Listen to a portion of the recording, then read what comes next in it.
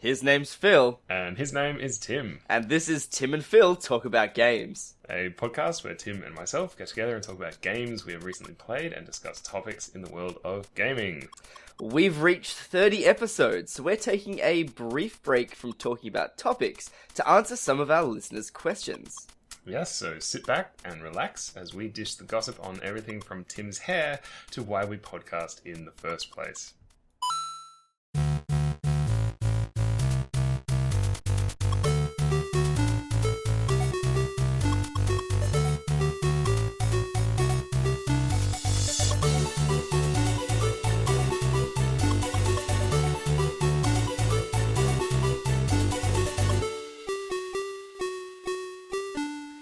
Yay!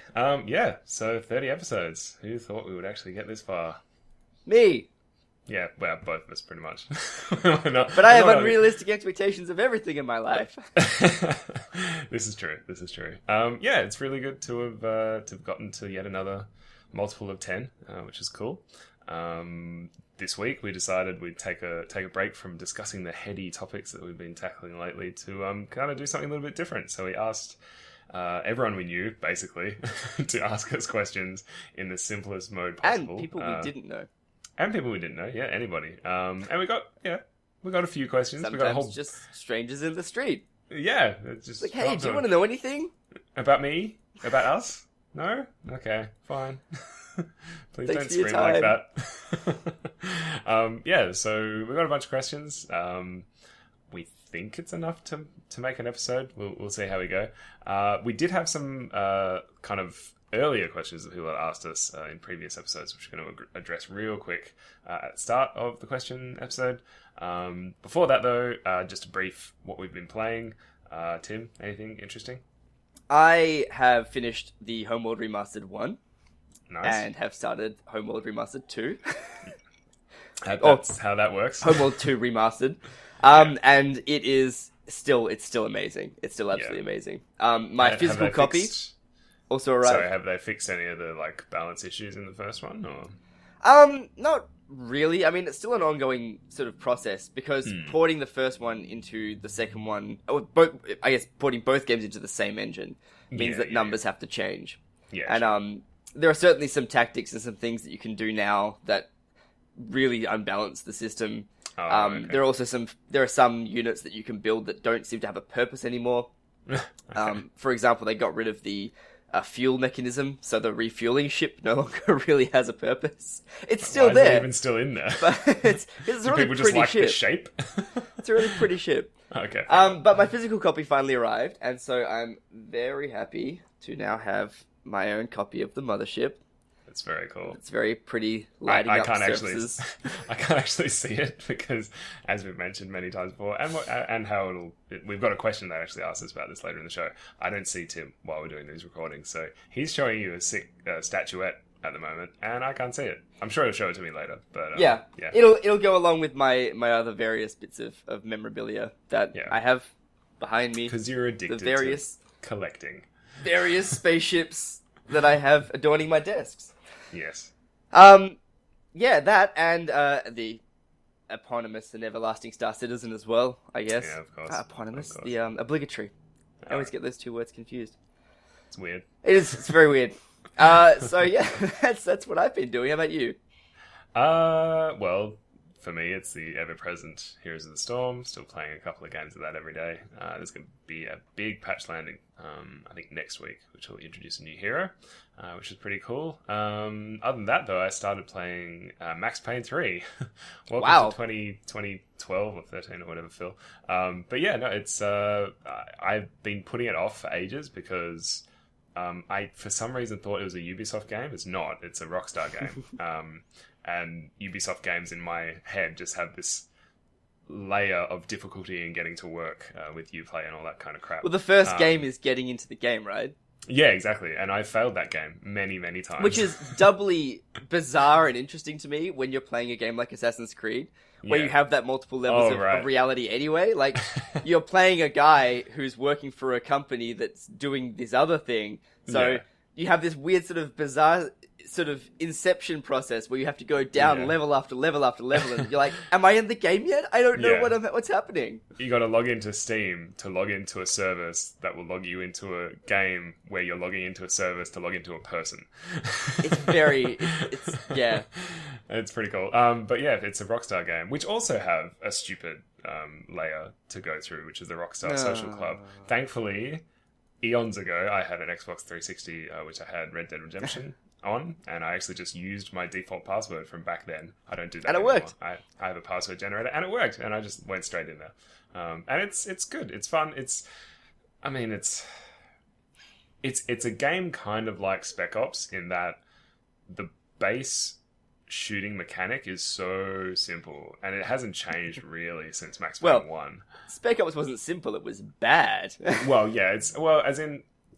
I don't think it was bad. It was unoffensive. There was nothing really... The mechanics in Spec Ops were offensive to me. My hands recoiled every time I played it.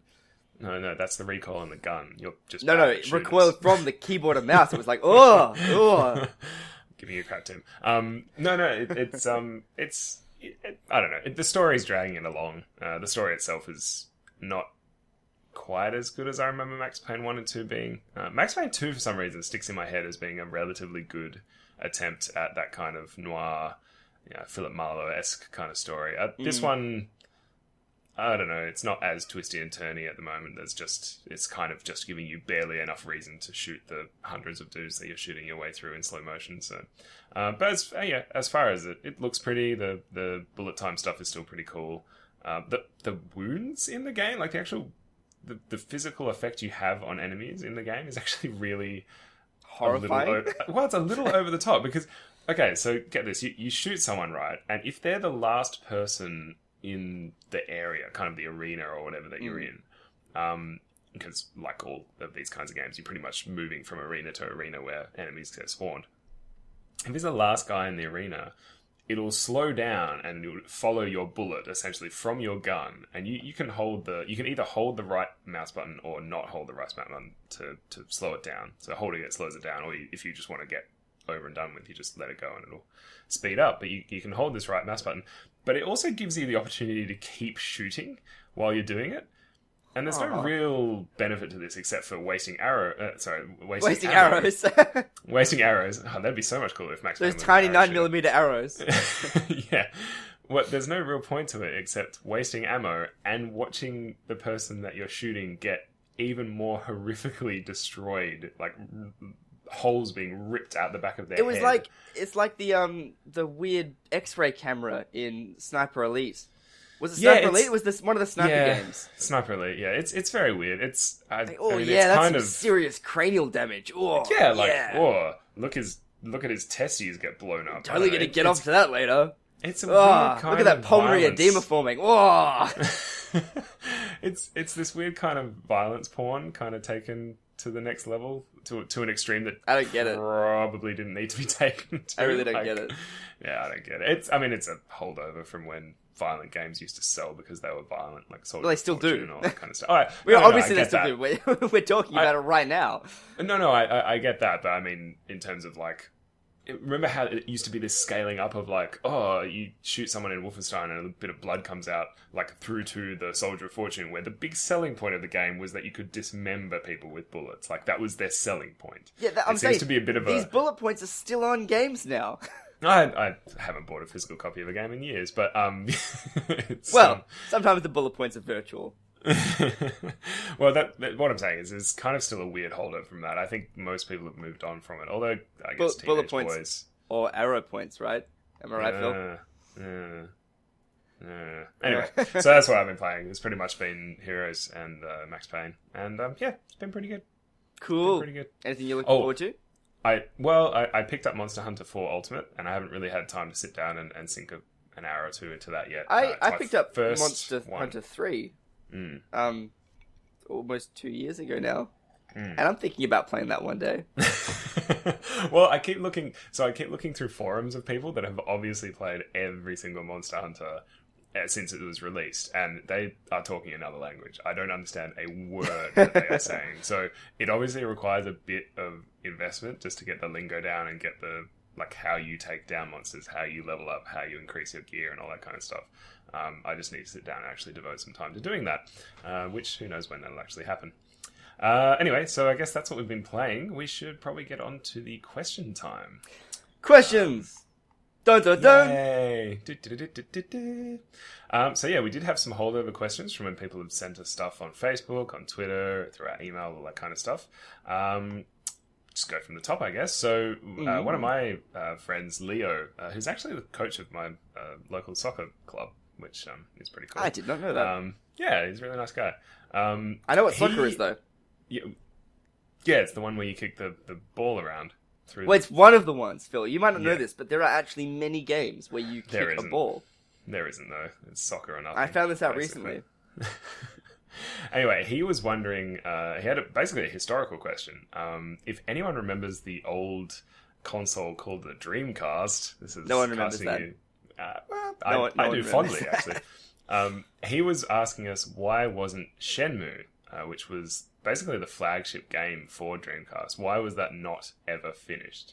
And the reason why he's asking this is Shenmue 1 came out and it was a pretty critically acclaimed game. Didn't sell that well. And then Shenmue 2 came out. It was supposed to be part of a trilogy. Shenmue 2 came out, ended on a cliffhanger, and then, to answer his question, why wasn't Shenmue finished? They ran out of money, basically.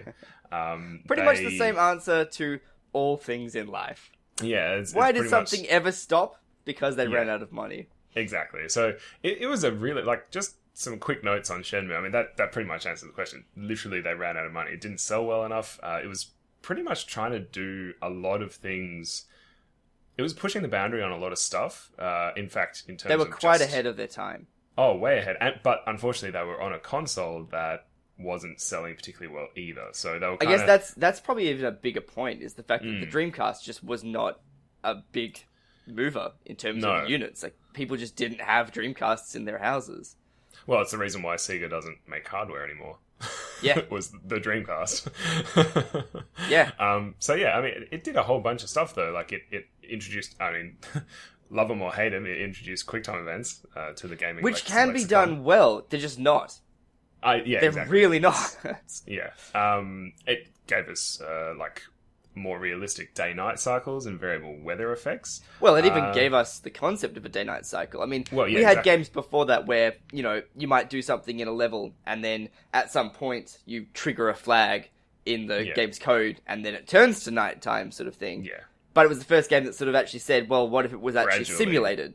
Yeah. Rather than it followed a script. What if there was an actual day-night cycle that you just happened to live in? Yeah, no, it's done a lot of stuff, and a lot of people argue, I think correctly, that it kind of laid the foundation, like the framework for the modern open world sandbox kind of game, like GTA, like Red Dead Redemption, like other Rockstar games.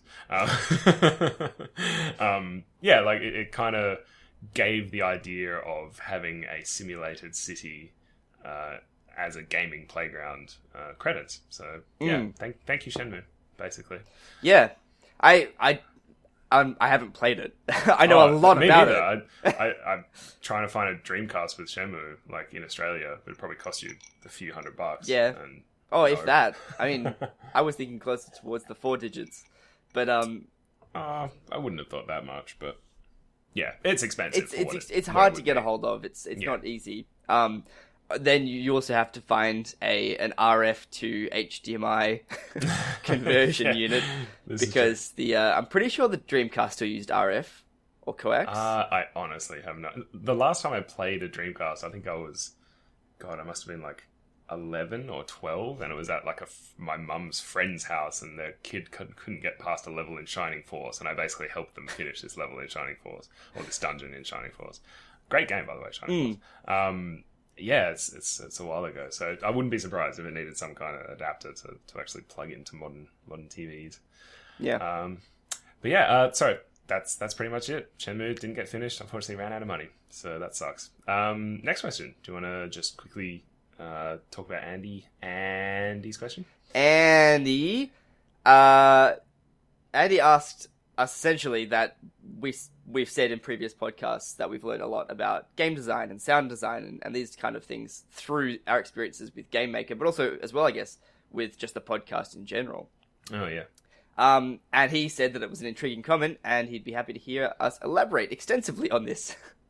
We could elaborate extensively. In fact, we could probably go on for an entire episode just on that topic. Yeah, what we'll do is we're going to answer all the other ones that we have lined up because they're mostly brief. And then if we have enough time at the end of this episode, we'll go back and answer your question. Otherwise, we'll dedicate an entire either bonus episode or just an in-between episode to talking about how we've been learning stuff with Game Maker and with just the podcast, with Ableton. I mean, I know Tim uses Ableton. So how we've kind of been going with the whole creative aspect of everything involved with video games.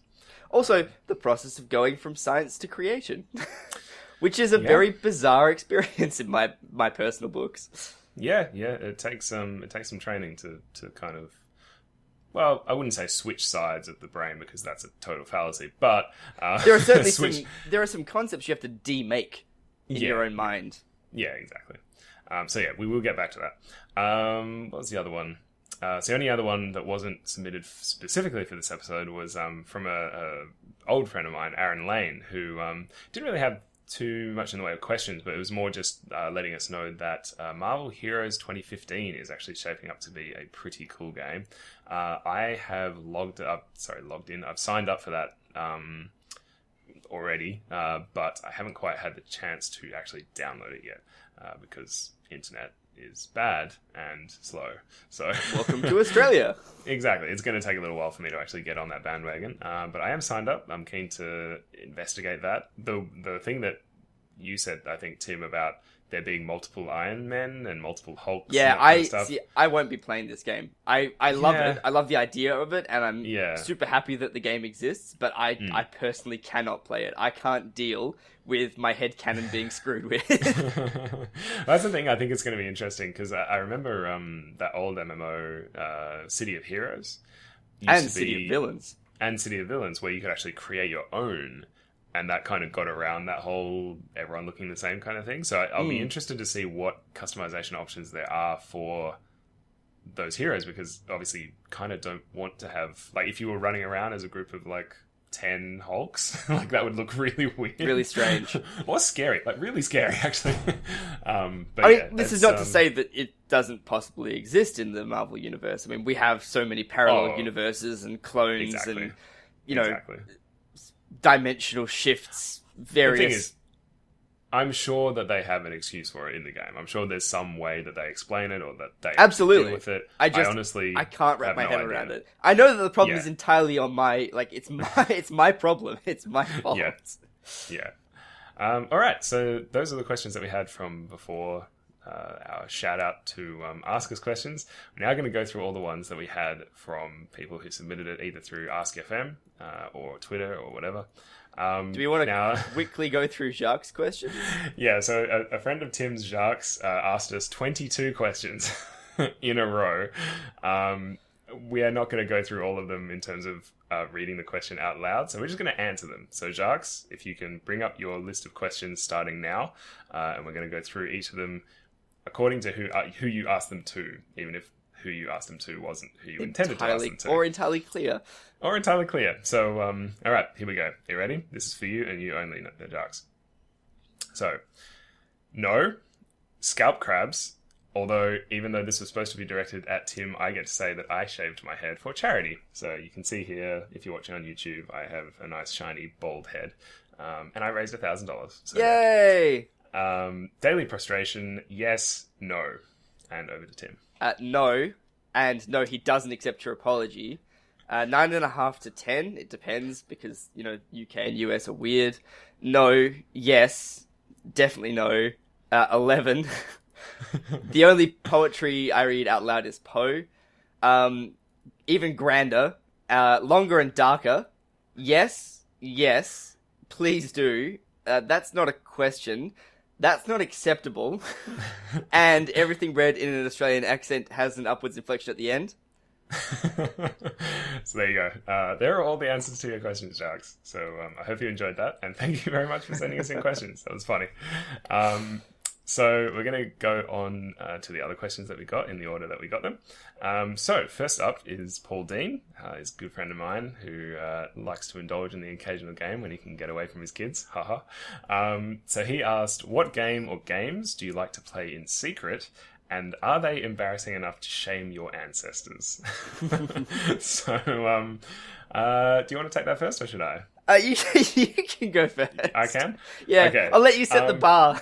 Yeah. About what I'm willing to admit on camera. The thing is, so I don't have... Okay, there's no game that I've ever played that I felt shameful about. It's more at the moment, at this time in my life, like, I'm 29, I'm kind of getting older, and I'm reaching that point where you have that guilt over playing games. And I don't have that, just for the record. I know you don't, but I do. Like, I'm sitting at my desk, I start up a game and I'm like, man, I should really be doing other things. And it's completely my fault. Like, I should, before I sit down, generally speaking, when I get home from work, embarrassingly enough, I do sit down at the computer first and do chores later. What I should really do is do chores first and then computer later. You're all wrong. So that I don't feel bad. All wrong. That I don't feel bad. But yeah, so at the moment, until I change my ways, until I adjust my behavior, at the moment it's like all of my games I feel kind of shameful playing. If I were going to specify one, every now and again, when, no one's home and I've set my friends list to offline and... You dim the lights and... I've closed Battle.net. Get out a tub of Vaseline. And then I jump into a public match of Counter-Strike. And I play one round, and one round only, one map, I should say, not one round. That'd be over way too quickly. And then I'm done. And I close it down, and I log back in. No one's ever seen me play. No one's seen me play Counter-Strike, so therefore it never happened. And I continue on my way. So how goes that self-imposed exile from Counter-Strike, Phill? Honestly, this only ever happens like once every I would say 6 months that I actually jump into Counter-Strike. And then you made me jump into Counter-Strike the other week. Yeah, some game that was footage. for science, Phill. That was for science. I know. And thus, I excused myself. So that was all good. So that's my shameful secret. What about you? How about you? Now that I've exposed myself. I'm not really all that ashamed of anything because I guess I wasn't born with that gland. or it has since dried up. Yeah, it's expelled from your body. It's shriveled up and it's a vestigial organ now. Mm. I do certainly play things that other people would consider shameful, and they might try and shame me for it and say, shame on you. Yeah. But I've already admitted in the podcast previously that I played Call of Duty for the story. I enjoyed the second and third Matrix movies. Yeah. These are things that no sane person would admit to, but that's the kicker is I'm not sane. I'm not a sane person. So it's fine for me. Okay. I still play, ridiculous amounts of Pokemon. I don't know if that's shameful. Oh. I don't know. No, I wouldn't have thought so. I have a ridiculous amount. I really enjoy the Halo games. I don't know if that's shameful. I think that's not too bad. I've never jumped into a Halo multiplayer match because it doesn't interest me, but the actual story for Halo or the world that it's sort of created around I think it's phenomenal. And you can see, again, a nice big Master Chief helmet behind me. I guess I don't know. Shame's it's a weird word. Like I guess I feel more than shame. I feel guilt sometimes that I'm not using my time. I feel guilt as well, but that's more of a concept of or a manifestation of anxiety and depression than the actual thing that I'm doing. Like I would feel the same amount of guilt for sitting down and reading a book, which most people can genuinely agree that is a good thing. Exactly. Yeah. But yeah. We won't shame anybody for playing whatever game they want. If you're playing, I don't know, Pets 2 Sparkle Pony, I don't care as long as you're enjoying it. I own a copy of Pets 2. Me too. I got a gifted to me. Oh, thank you. Well, see, mine wasn't gifted. I bought it. Mine has been sitting in my inventory for the past 5.5 years. But hang on, inventory. Yeah, because it's on Steam now. Yes. Because, well, I'm talking about like 1996 here. No, this must be an updated version. Anyway. I was excited recently to find out that they are remaking the wonderful Journey of Zumbinis. I have no idea what that was an edutainment game made in like 93, 94, featuring little purple eggplant-shaped creatures that you would sort of... They were in like a self-imposed exile. You had to like guide them across this island, solving maths problems and matching shapes. Sick. Maths problems. But I genuinely enjoyed that game, and I played it long after I had finished primary school. So yesterday. if it still works. Oh, okay. You can DOSBox that. Anyway, we're getting off topic. Next question from an anonymous asker. I should say thank you, Paul, again for letting us know, for asking us that question. Obviously. We should mention before we go any further, everyone that's asked us a question, if you can let us know, like if we read out your question, or I suppose that is everyone that's asked us a question. Let us know. We don't censor. We don't know. Let us know we don't your self-censor. That's a problem. We should probably do that more often. But yeah, if you give us your Steam ID, if you have Steam, or I mean, for people that have consoles in Australia, it's probably a little bit too expensive to buy you a game on a console, because that's like $60 to $100. We don't have that kind of cash. But yeah, if you do have a PC and you do have a Steam library, or if you have a Mac and you have a Steam library, because there are some cross-play games there, let us know and we will give you a game. Whether it's off your wish list, or if you trust us, we can give you a game that we think you might like. That would be really cool, because we appreciate people actually interacting with us, and we like to have it happen more often. We like to give back to the community that we like to be a part of. So exactly. Let us know if we read out your question today. Just give us either an email, Phill at timandphill.com, or Tim at timandphill.com. Either works, or on Twitter or whatever, and we'll give you a game. And you don't have to say which question you asked if you want to remain anonymous. Yeah, go for it. Although, if more people say that they've asked us a question than we receive questions, we'll be on to you. We'll know. We're not going to be... We'll know. Yeah, we'll know. Anyway, so next question, it was asked by an anonymous person, is who are your inspirations? That's a pretty broad question. In general, just in life? I'm going to go with... I think we should say who are our inspirations in terms of in the gaming community. Sure. Like whether it's a developer or a player or a streamer or whatever. So you go first this time. I have a lot of inspirations, I guess. There are certainly people that I very much admire, and I mean, wouldn't try to emulate them, but certainly appreciate the things that they do, or the ways that they present themselves, and take sort of advice on board. I mean, the most recent one that sort of comes to mind is the late Terry Pratchett, who was just the most amazing writer of all time, but also an amazing person. His attitude to just everything in life was phenomenal. He's been was an early inspiration for me. His sort of dry comedy, his way of looking at the way the world works, and then applying that, or describing that in a sort of a different manner, sort of spinning a different light on things and making you sort of question things and look at them from a different angle, was awesome.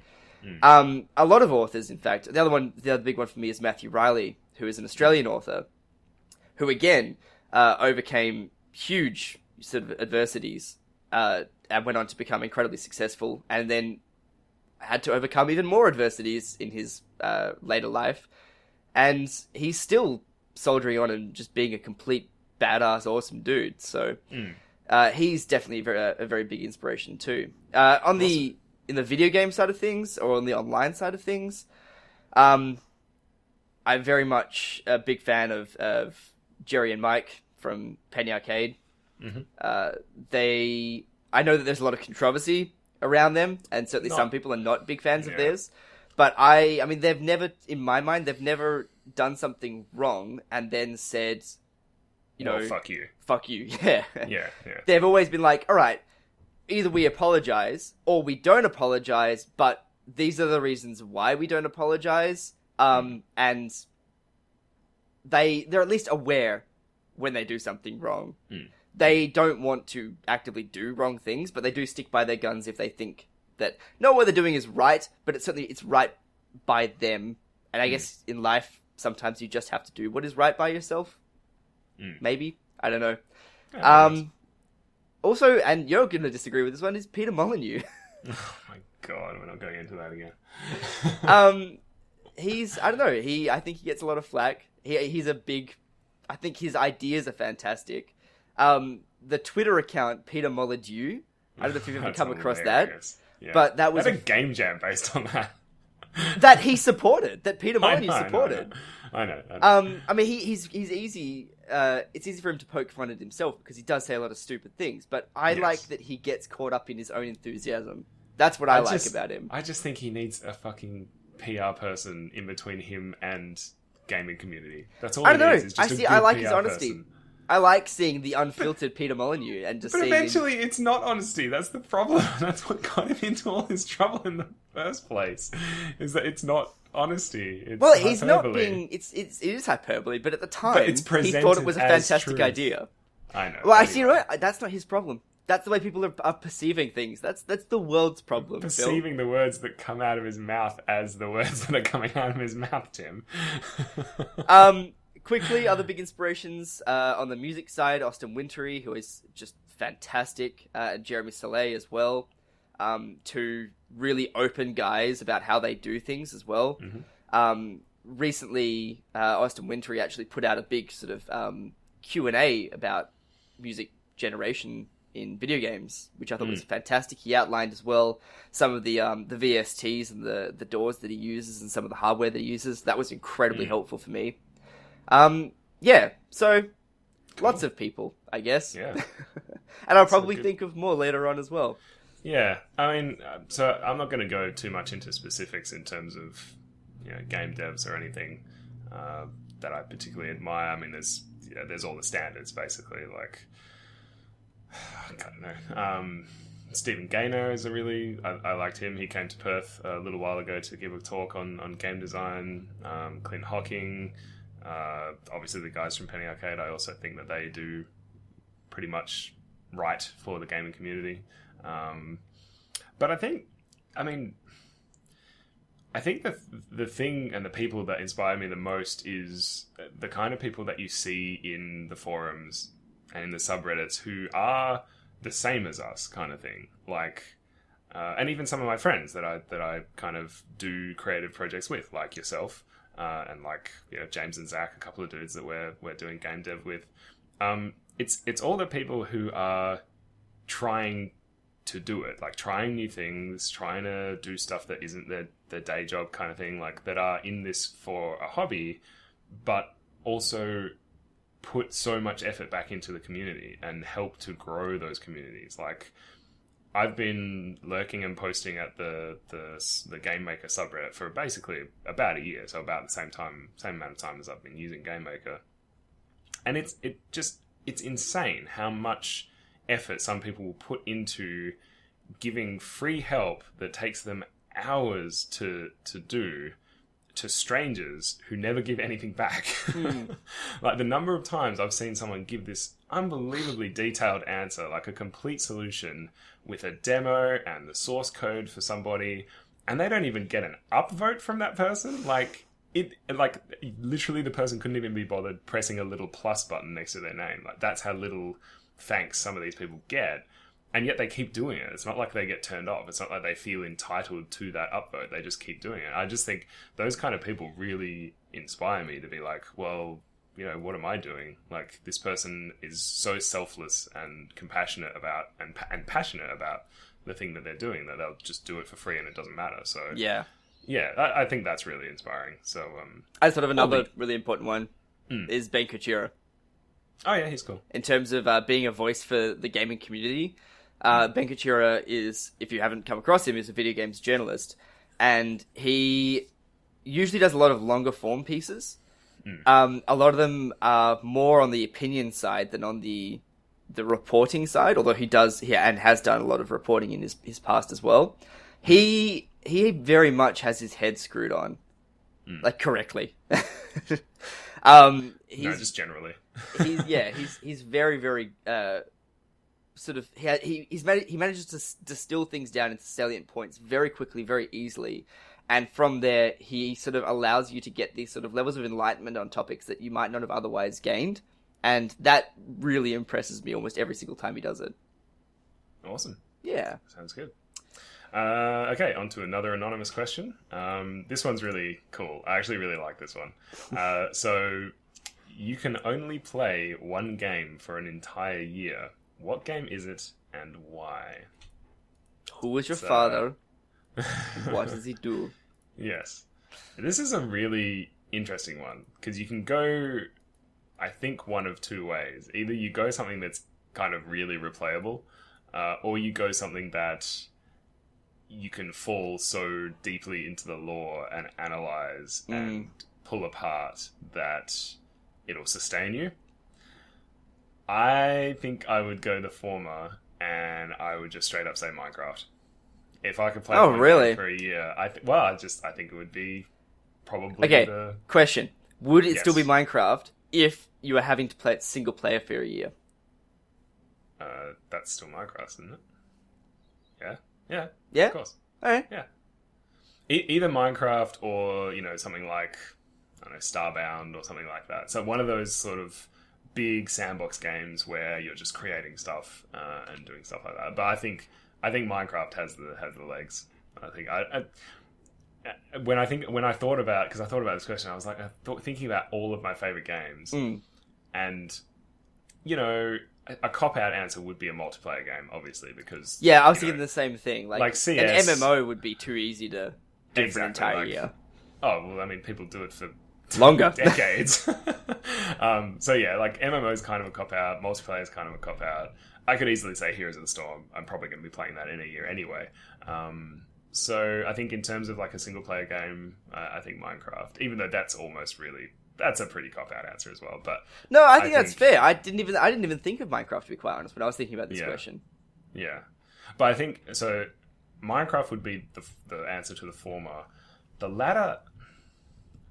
I don't know. Probably something... It would probably have to be something older. I'm just thinking what... I mean, Dragon Age is pretty good.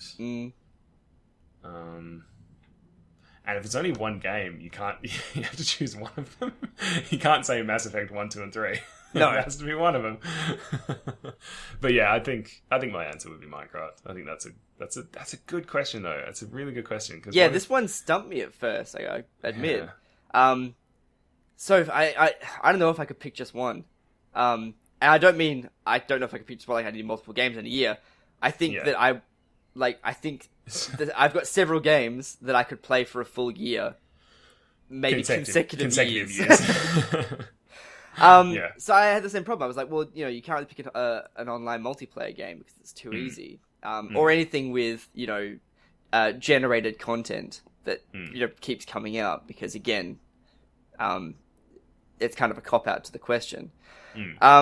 I think in terms of a game that, again, has super replayability, it would have to be an RTS game for me. And it would probably be either Empire Total War or... Age of Empires 2? Attila Total War. Right. Okay. If only because they cover two very different parts of history. That's a good one. That's a good answer, actually. I hadn't even thought about RTSs. Mainly because I haven't played an RTS in, years. Yeah. Well, see, the Total War series is really intense. I mean, they're very, very big games. I mean, there is one game, like one match in Empire Total War that probably took me about a year. It's incredibly difficult and long and hard. It's a very hard game. I don't think I've ever actually won an Empire game. Yeah, like the also full something Empire. Something like Europa Universalis 4 or Anno, any of the Anno games. Yeah, see, but again, like those games are really cool, and I love them for their simulation aspects of it. But the graphics of the Empire series are also top notch. Like the gameplay, the physicality of it, the haptic feedback of it, everything just feels really well done in these games. What about Cities? Because that just came out. Cities Skylines. I am. You could do that for a year. Which I forgot to mention. I've been playing a crapload of City of Skylines since that came out this last 2 weeks. Yeah. I couldn't play it for a year. Not without. I think it needs maybe one expansion for it to be at that level. Like the guts of the game are super solid. Is it actually released or is it still early access? That's released. It's a full game. Okay, but it's also only $25. Yeah, that's the thing that confused me. This is too cheap. I don't understand. No, it's a full game, and it's full Steam Workshop, which means that there are already 4,000 buildings that you can import, which is ridiculous. It is ridiculous. And they go everything from like people have released, just skin updates to like houses to make them look like, hey, now it's a German version of this house, for example. All the way through to someone's imported, like, the Citadel from CD17 in Half-Life 2 as a building. Right. Which acts as, like, a police station, I think it is. Which is kind of cool. But no, that said, this game still wouldn't be on the list. So it would probably be, for the replayability side of it, one of the Total War games, either Empire or Attila. Mm-hmm. If it was for the in-depth games, I mean... The obvious one for me would be one of the Elder Scrolls games, right? I was going to say Morrowind. I mean, with the I can't figure out left and right on camera. The tattoos and all the rest of it is a pretty dead giveaway. Probably Morrowind for me. It would be way bigger. Yeah, it'd definitely be Morrowind. Maybe Skyrim with some of the mods that people have released for that, because again, the workshop did some really fantastic stuff. But then it's just a much smaller world in terms of like. It was smaller in scope, if not in size. I think Morrowind just felt so alien and so different, as you had all these different sort of, like the Dunmeri architecture and the way of life was just so incredibly alien. It was just fantastic. The other big one would possibly be Vampire Bloodlines. Which is a game that I don't think that's big enough. It's not. I absolutely know it's not. But I could replay it over and over again, because one of the cool things about that game is that the different clans interact with the game differently. Yeah, true. And that adds a hugely new aspect to the game. And I think if that game if it ever was like finished properly by the developers, that could have been like one of those games that you could just replay a single player story over and over again and genuinely want to see what all the different outcomes were. Which something I can't do in, for example, Mass Effect. Because once again, the headcanon side of things gets way too intense for me. Yeah, true. Oh, cool. Kerbal Space Program. I was about to ask that. I was like, what about PSP? I didn't even think about that. Now that that's about to reach its 1.0, that would definitely be in its 1.0 state. Maybe not now, but in its 1.0 state, definitely. Yeah, cool. All right, moving on to a more technical question. I'll basically step out of this one. So, this is from Elizabeth. She says, "Hi guys, hope it's not too late, but I have a small question. How is the YouTube version of the podcast made? And secondly, who of you does the graphics, and what graphics program do you use? Kindest regards, Elizabeth." Smiley face. So I pretty much don't do any of the video, so I'm going to leave it to Tim. So after we finish recording, I do the audio immediately in Audacity. The audio takes me about 20 minutes to get done and uploaded. It used to take me about a day and a half, because we used to do the audio a little bit differently. We were much more aggressive in terms of getting rid of weird bits of noise and getting the equalization down. But now with a couple of other tools that I've sort of learned over the past couple of years, I've got the audio nailed down into 20 minutes tops. The video side of things, I use a suite of video editing software pieces. Do I mention them by name? Why not? So I use a combination of Premiere Pro and of After Effects. Probably more of the After Effects than Premiere Pro, because I dislike the feel of Premiere Pro. Maybe I'm using it wrong. If I am, feel free to point that out in the comments. Say, hey, because you're an idiot. The graphics, I use Photoshop. I mean, this is all the Adobe suite, which you can get cheaper on the student license than you can professionally. The graphics? Sorry? The graphics? Yeah, so I mean, it's pretty much it's it. It's the entire thing is all done in those three pieces of software. The overlays I do in Photoshop. All the text I actually do in After Effects because it's easier to animate and to do some cool things there. Yeah. And then it all gets cut together. The render time takes about 9 to 16 hours because that's really long for some reason. I don't know why that is. I've probably got some weird setting. It might just I mean, renders do take a long time. Back when I worked at the planetarium, we had a render farm with like 16 CPUs, and it would still take overnight rendering to get things done. That was in like 4K resolution, but still. And then I take it to somebody else's house to upload it because I get an upload speed of 18 kilobytes a second, which is not enough. Yay, Australian internet. So otherwise it literally takes me about 6 hours to upload to YouTube's. Yeah, and it can take a little while to actually farm all of the video that we're going to use for it. So we harvest video from video games using a combination of Shadowplay and OBS, which are both fantastic programs for those applications. Yeah, definitely. Some of those we have in archives. We've just recorded. We're like, hey, I'm going to record myself playing Guns of Icarus. So some of them are sort of archive. Some of them are like, well, we're going to talk about this game. Oh, I suppose I have to record that now.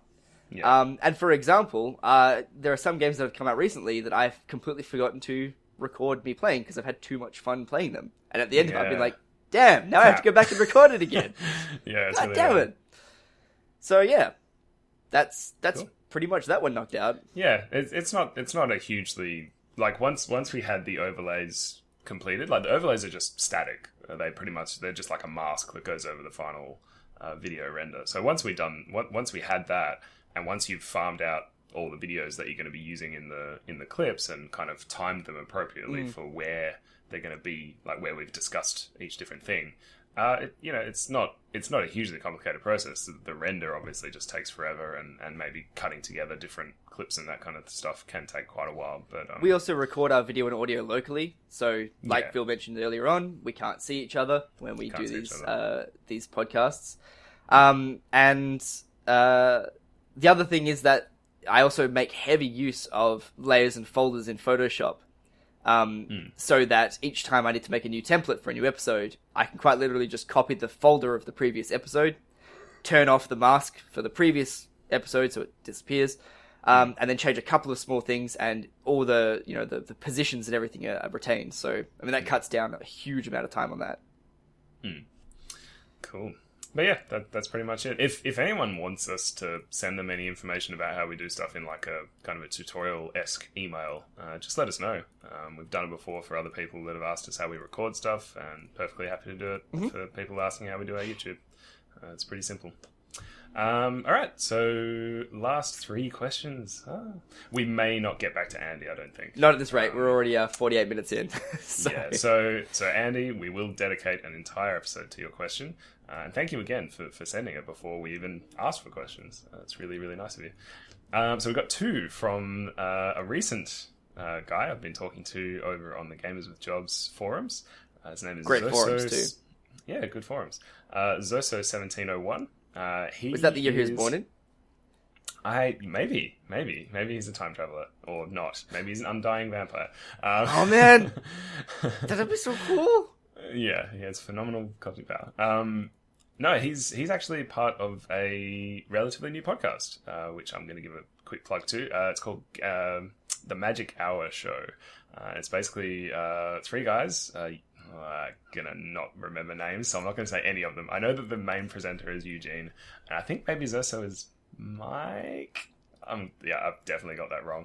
Anyway, it's 3 guys who have children, and the name of the podcast is named after the magic hour, being that hour that you get after you've put the kids to bed and before you go to bed, that you actually get to do stuff that you want to do. I wouldn't know about this. I wouldn't know about this either. Neither of us have children. But it's been really good so far. They've got 2 episodes out. First one is how do you game with a child? And the second one was about... Like as the controller?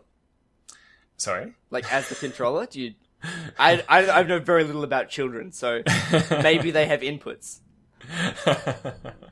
Yeah, exactly. They've got little output jacks that you can plug straight into the TV. I think their second episode was Don't do this about with your children. do not do this with your children. We will not be held liable. Female representation in games, because I think a number of them have daughters. I think maybe all of them have daughters, so that's a concern of theirs. But yeah, it's a pretty good podcast. It goes for around about an hour each episode.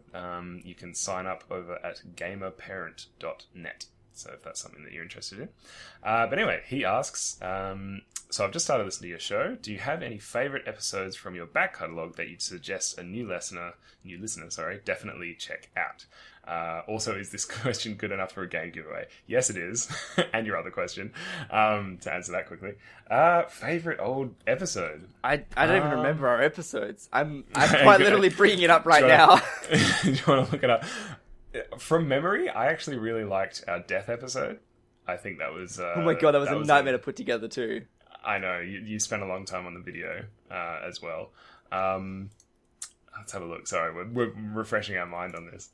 Yeah, I mean, from my memory, the death episode was quite good because we did go into... I think we made a couple of good points about death in gaming, which was good. My favourite was the PAX panel, but... for obvious reasons. Oh, yeah, for obvious reasons. Although the really tragic thing about that is the audio quality is so bad because we couldn't split the feeds, or we didn't split the feeds for the audio. So the audio from the PowerPoint is really loud, so you can't really hear us at certain points. But yeah, I mean, for pure, I don't know, occasion, I guess the PAX Australia panel was really, really awesome. So if you can handle the audio, check that out. What else? Yeah, Death and Gaming. So, sorry, the PAX panel is between episode 25 and 26 on our episodes page. Death episode is number 18.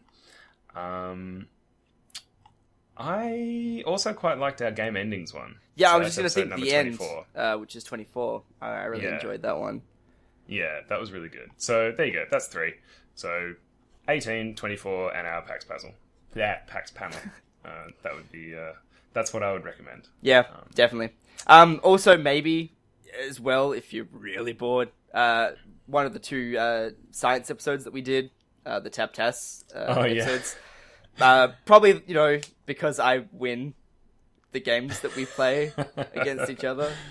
But that's, there's nothing here. Because we're not playing an FPS. That's because we're not playing an FPS. Or anything that requires dexterity. No. No, Phill. Just intelligence. Yeah. just wait until we start playing Off-World Trading Company, and then then we'll see who's properly in front. But yeah. So that was the first question from Zerso. Second one, which is going to take a lot longer to answer, was why do you podcast?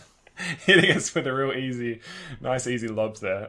He says, for me, it's an enjoyable extension of the hobby, and it allows interaction with a greater community of people with common interests. With so many shows, I don't expect fame, although it would be nice. It would always be nice. It would be nice. We've been doing this for 30 episodes now.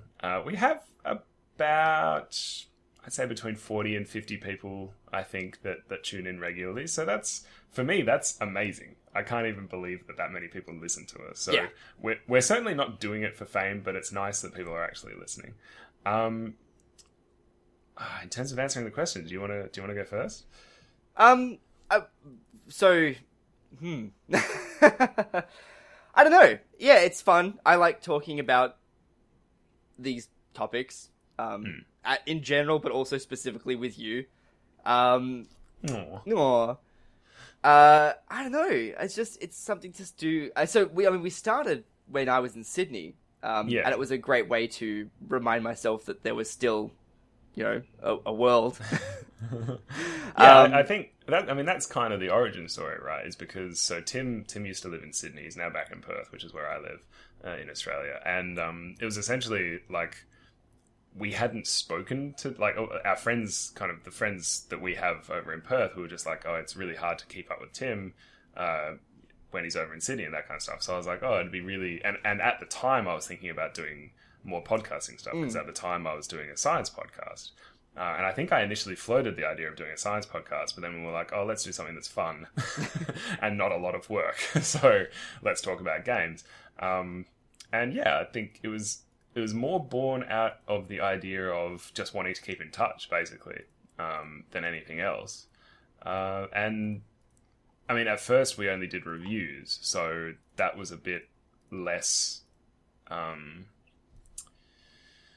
don't know, a little bit less analytical, more critical, I suppose. Yeah, and reactionary. Yeah, very reactionary, trying to get on top of, like, the latest games that have come out and all that kind of stuff. But then we switched to the topic episodes, and I think my enjoyment has increased since then, because it does... Yeah, I mean, I think I agree with you, Zozo. I think it is an enjoyable extension of the hobby. It allows me to look at the games that I'm playing and how I play them in a different light, and kind of analyze them with a friend of mine, and just kind of, have a bit of fun. It's certainly taught us a lot in terms of audio mucking around and producing content and schedules, like hitting deadlines, hitting how to spread the word and that kind of stuff. So, I think it's taught us a lot of really good skills, and that's probably one of the main benefits of doing it. But yeah, it's good to give back, even if only 30 or 40 or 50 people listen to us each week, or each fortnight, I should say. It's still nice to maybe give a perspective on something that someone hasn't heard of, or might jog someone to enjoy their game even more. That would be the ultimate aim. If someone listens to our podcast and goes, oh, I haven't thought about it that way, and that somehow increases their enjoyment of their chosen media of entertainment, then that's job done for me. Yeah. Yeah. In the same way, I guess, that an essayist might write essays. I mean, they don't necessarily... I mean, they don't even know who reads the things that they're writing. Yeah. Most of the time. So I guess it's just a case of sometimes you just got to do it to sort of sort out your own thoughts, and because you enjoy doing it. Yeah. The world's... I mean, there's no real harm... I say that, but then of course there's always assholes. But I was going to say try not to be. Yeah, I was going to say there's no harm in having another opinion on the table. Sometimes there is, but then they're not really. Yeah, actually, sometimes there is a lot of harm. I guess for me, it's trying to understand more why I play games. I guess so. Why is it that I spend so much time in front of a computer in digital worlds? I guess maybe for me as well, not so much why I play games, but how, like, if I ever got the chance and I got to make games professionally, but how to make them better, how to understand them better, so that, sometimes when there's something wrong with something, knowing that there's something wrong is easier than knowing what it is that's wrong. Like, the diagnosis side of things is very difficult. And to say, well, just make it better, doesn't work. So for me, I really enjoy having the understanding of why something doesn't work and how it could be done better. Or conversely, what is missing and how can we put that in games? How can we make that a thing that's interesting? How can we explore that in an interesting way? So, yeah. And I think, I mean, throughout the year, I think we are going to try and talk a little bit more about game design specifically. Not necessarily like we've been doing pretty broad topics lately, like game endings, game deaths, like that kind of stuff. I think it would be cool to drill down into some specific design concepts and maybe just do a little bit of talking about that kind of stuff from a player's perspective, and also a prospective game development perspective. Perspective. Try saying that 10 times fast. That's something that we are looking into in terms of, we're spending more and more time mucking around with games and game development. So obviously that might kind of move on over into our podcasting environment as well. So if that's something people want to hear, then let us know. If you don't let us know, we'll probably go ahead and do it anyway. But yeah, I think that should answer it. Pretty much wraps it up. Oh, except for the last question. Yeah, which so is... the last question... Anonymous, asked, again. No, this was asked very kindly by my girlfriend Louise after she learned that we needed maybe one more question to round out the episode. Which video game character do you most identify with? Tim. See, this is difficult because so many characters are the saviors and like the chosen one, and I don't feel like that at all. I'm certainly not, so big-headed to think that my contribution to anything makes a difference. But I don't know, in terms of the ones that I identify with their choices the most, I really appreciate sort of the point of view of JC Denton in the original Deus Ex. Oh yeah. A character who has to start questioning things or doesn't. I mean, it's also that's another route that you can take in the game, is that you can choose to not question things if you don't want to. But he does, and he has to make some pretty tough choices about what's more important, sort of like the greater good or the personal good, or what does the greater good even mean? Is there even such a thing as the greater good? That one really sort of gelled with me. And then, I can't even think of specific characters. Well, the hard thing about this is that a lot of the characters that you become involved with in games nowadays are also shaped by you to a certain extent. Like, there's always you customize their abilities, you customize their looks, their responses. At least their responses, yeah. Yeah, their alignments, all that kind of stuff. So it's a little bit hard. And a lot of the characters are silent. That's the other thing. There's a lot of silent protagonists out there. I would say Gordon Freeman, but he doesn't say anything, and he doesn't have personality, and he hits things with a crowbar. And I don't do that in everyday life. I was going to say, that's 1 out of 3 for you, isn't it? Which one? Yeah, it's a really tough question. I mean, I think I honestly can't really think of anybody that I particularly identify with, like 100%. Maybe the trick here is not to go for main characters. Yeah, true. Maybe go for the side characters. The NPCs. Man, I mean, it's still hard. I can see myself identifying with either Garrus or Liara fairly easily. Not that means anything to you. No, what are you Goddamn heathen.